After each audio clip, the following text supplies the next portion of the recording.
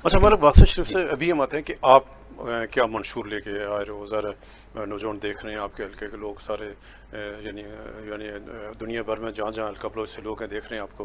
जी। तो आप क्या मंशूर लेके आए हैं सियासत में, आप क्या चाह रहे हैं, आप आगाज़ कहाँ से करेंगे? अगर लोग आपकी मदद करते हैं, आपको सपोर्ट करते हैं, तो आप क्या करेंगे? आपके पास क्या क्या बेसिकली मैं नज़रिया है? समझता हूँ कि नौजवान जो हैं वो किसी भी माशरे की रीढ़ की हड्डी होते हैं, और वो एक बेहतरीन बुनियादी किरदार अदा कर सकते हैं। मैं सबसे पहले कोशिश करूँगा कि मैं अपने नौजवानों को एम्पावर करूँ।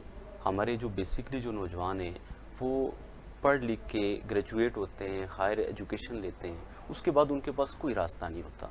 या वो बेचारे तपती रेत में दुबई में जाके अपनी जवानी को बिल्कुल सत्यानाश कर देते हैं, या फिर वो बेचारे किसी बिल्कुल दर्जा चारम की या फिर 7वें 8वें स्केल में एक ग्रेजुएट आदमी अपनी पूरी लाइफ को बर्बाद कर दे। कोई विजन नहीं होता उनके पास।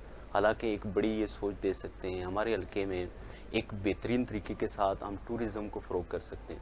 अल्दो के हमारे ये जो करंट मिनिस्टर हैं इनके पास टूरिज़्म की हाँ वजारत हाँ थी, हाँ, वजारत वजारत रही बट है। हमारे चार बियाड फेस्टिवल था और इसको इन्होंने ख़राब किया।